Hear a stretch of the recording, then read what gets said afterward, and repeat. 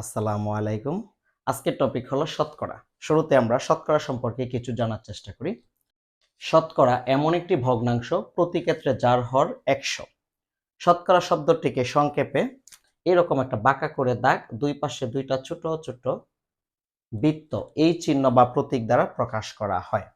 প্রতীকের ব্যবহার কিন্তু তোমরা আরো আগেও করেছো। অর্থাৎ যোগের প্রতীক কি, বিয়োগের প্রতীক কি, এটা বিয়োগ, ভাগের প্রতীক কি। প্রতীক কাকে বলে? প্রতীক বলা হয় কোনো কিছুকে সংক্ষেপে উপস্থাপন করার জন্য যে চিহ্ন বা অক্ষর ব্যবহার করা হয় তাকে প্রতীক বলা হয়।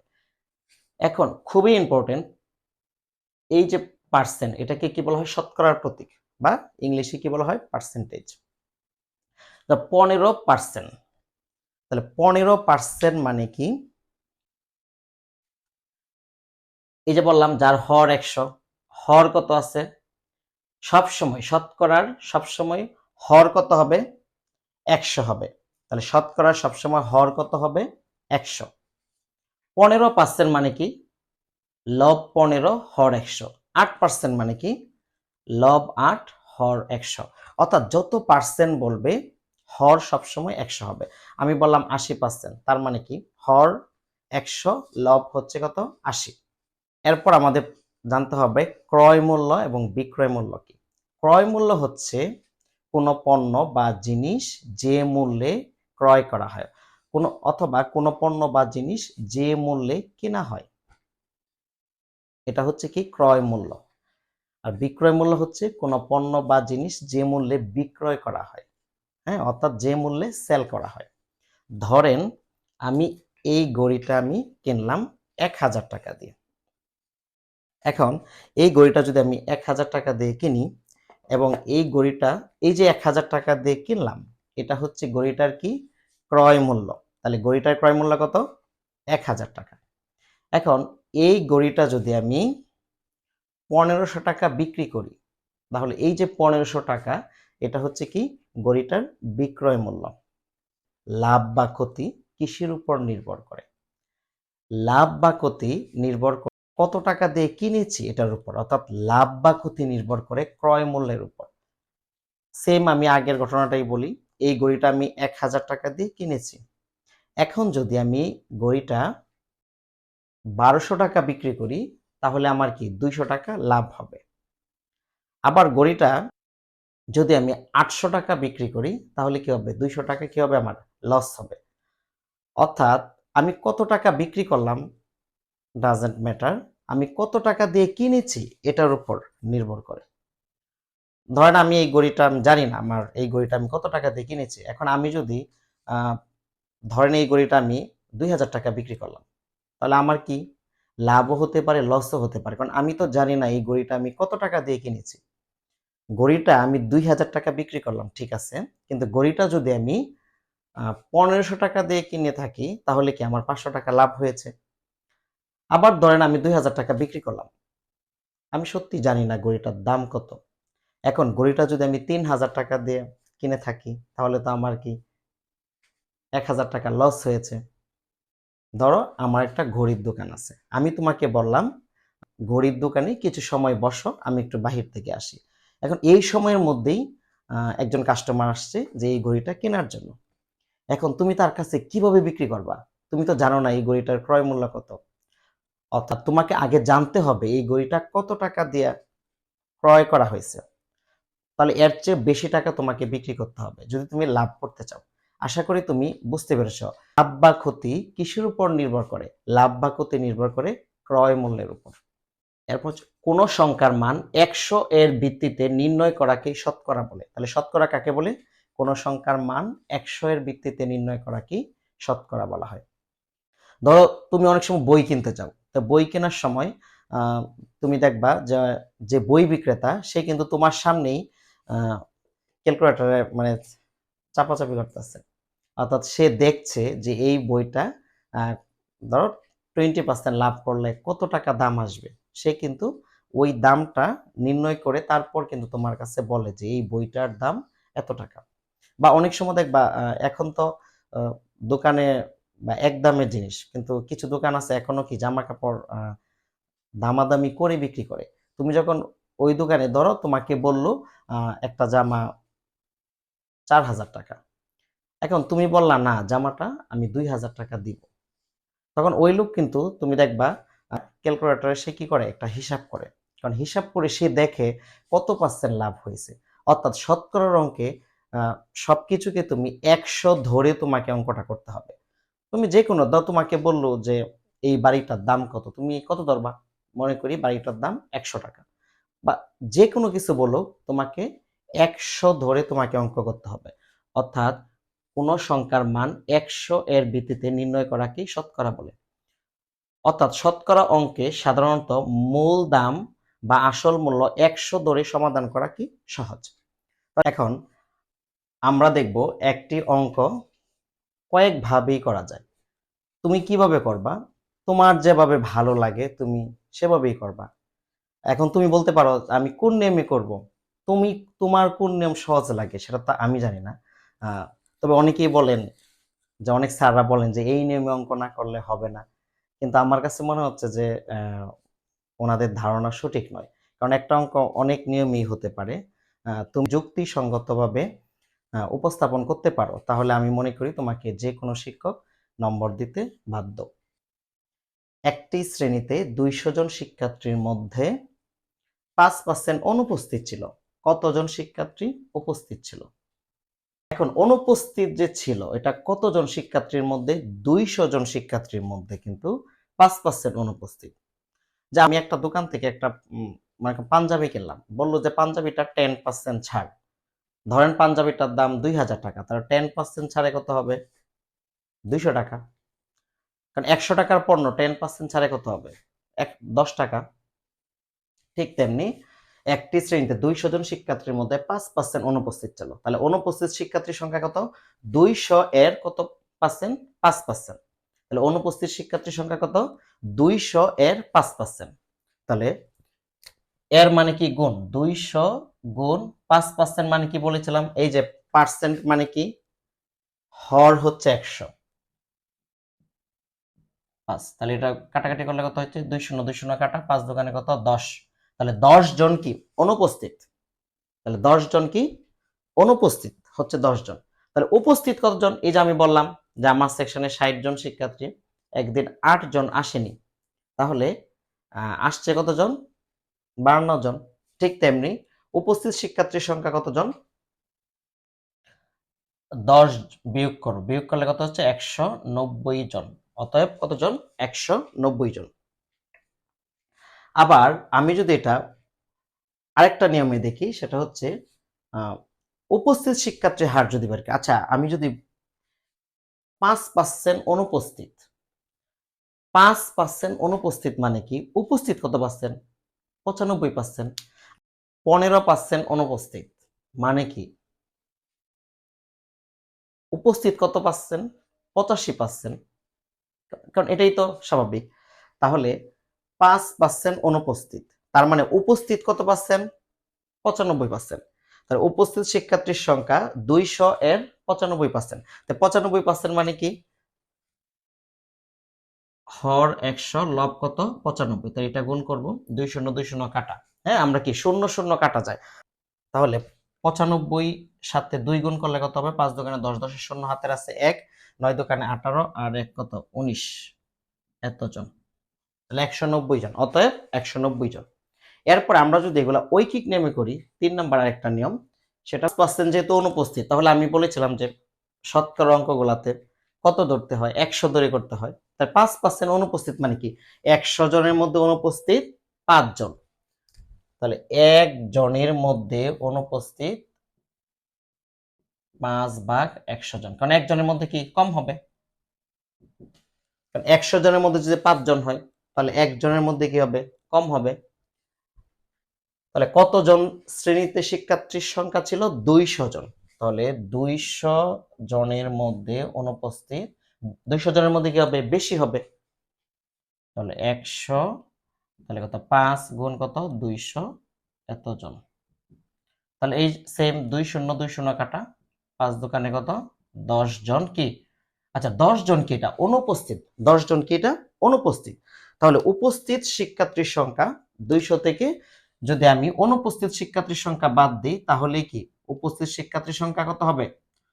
190 জন। অতএব 190 জন। ওই যে আমি আগেই বলেছি যে আমার সেকশনে যদি 50 জন শিক্ষার্থী থাকে, এখান থেকে যদি 10 জন স্কুলে সোমবারে ধরেন 10 জন আসলো না, তাহলে সোমবারে উপস্থিত শিক্ষার্থীর সংখ্যা কতজন? 40 জন। ঠিক তেমনি এটাও 10 জন আসেনি, তার মানে উপস্থিত কতজন? 190 জন। আরেকটা নিয়ম দেখি, আমরা 4টা নিয়মে অঙ্কটা করি। আরেকটা নিয়ম, আচ্ছা অনুপস্থিত যদি 5% হয় তাহলে উপস্থিত শিক্ষার্থীর সংখ্যা কত? 95%। অনুপস্থিত 5% হলে উপস্থিত কত হবে? 95%। তাহলে আমরা দেখি 100 জনের মধ্যে উপস্থিত কতজন? 95 জন। তাহলে 1 জনের মধ্যে উপস্থিত 95 ভাগ হচ্ছে 100 জন। পরে কতজন শিক্ষার্থীর সংখ্যা? 200। তাহলে 200 জনের মধ্যে উপস্থিত, পরে 95, 100 গুণ কত? 200। সেম 2 শূন্য 2 শূন্য কাটা, তাহলে 95 সাথে 2 গুণ করলে কত হবে? 5 দোকানে 10, 10 শূন্য হাতের আছে 1, 9 দোকানে 18 আর 1 কত? 19 জন। তাহলে অতএব 190 জন। তাহলে অঙ্কটা কিন্তু আমরা 4টা নিয়মে করেছি। এছাড়াও আরো নিয়ম থাকতে পারে, যদি আপনাদের জানা থাকে তাহলে কমেন্ট বক্সে দেওয়ার জন্য। তাহলে আমরা কিন্তু এই অঙ্কগুলো আমরা পারি না বা অনেক সময় প্যাচ লাগে, কারণ কি তুমি একটা নির্দিষ্ট সীমার মধ্যে আবদ্ধ থাকতে চাও, অর্থাৎ তুমি বা তুমি দেখলা এক জায়গায় করা, ভাবছো যে এটা শুধু এভাবেই মানে অঙ্কটা করা যাবে, কিন্তু তুমি যখন অঙ্কটা বিভিন্নভাবে তুমি সমাধান করবা, তখন দেখবা তোমার সমাধানের রাস্তা অনেকগুলা বের হয়ে যাবে। অর্থাৎ মনে করো তুমি ময়মনসিংহ থেকে ঢাকা, তুমি শুধু একটা রাস্তাই চিনো আর বাকিগুলা চিনো না, কিন্তু যে অনেকগুলো রাস্তা চিনে তার জন্য কিন্তু একটা রাস্তায় কোনো কারণে সমস্যা হলে অন্য রাস্তাগুলা দিয়ে কিন্তু সে আহ, গন্তব্যে পৌঁছতে পারবে। ঠিক তেমনি আমার কাছে মনে হচ্ছে যে তুমি অঙ্কটা ওইভাবে মুখস্থ না করে বা কোন নিয়মে হবে হবে এইগুলা না, মানে অঙ্কটা মুখস্থ না করে তুমি যদি বুঝে বুঝে তোমার মতো করো। ক্লাসে যখন অঙ্ক করতে দিই, অনেক সময় আমি তাদের আমি দেখি শিক্ষার্থীরা সে কোন নিয়মে করে অঙ্কটা, হ্যাঁ, তখন তার কাছে আমি দেখি যে অনেক সময় আমি যে নিয়মে অঙ্কটা করাইলাম এই নিয়মের চেয়ে সে যে করে এটাতে সে ভালো ফিল করতেছে, মানে ওই তার নিয়মটাই ভালো লাগতেছে বেশি, মানে তার কাছে আমারটা তার কাছে ভালো লাগছে না। এক্ষেত্রে আমার কাছে মনে হচ্ছে যে তুমি যে নিয়মটাতে ভালো ফিল করো ওই নিয়মটাই করো। তাহলে একটা অঙ্ক আছে, একটি প্যান্টের ক্রয় মূল্য 280 টাকা, প্যান্টটি কত মূল্যে বিক্রয় করলে 25% লাভ হবে? এই কোশ্চেনটা আসছিল প্রাথমিক বৃত্তি পরীক্ষা 2007। একটু ভালো করে বুঝতে হবে, প্যান্টটি কত মূল্যে বিক্রয় করলে 25% লাভ হবে, অর্থাৎ শতকরা যে কোনো অঙ্ক কত দিয়ে হিসাব করতে হয়? 100 দিয়ে হিসাব করতে হয়। শতকরা মানে কি 100। তাহলে 25% লাভ হবে, তাহলে 25% লাভ হবে মানে কত টাকার মধ্যে 25% লাভ হবে? 100 টাকার মধ্যে। যে কোনো পার্সেন্ট বলবে, যদি বললো যে 20% লাভ হবে, এটা কিন্তু 100 টাকার মধ্যে 20%। আপনাকে যদি বলে 30% লাভ হবে, তাহলে এটা কত টাকার মধ্যে 30%? 100 টাকার মধ্যে 30%। তাহলে এখানে কি বলছে? 25% লাভ হবে। এখন যদি বলতো 25% লস হবে, তাহলে কি হতো?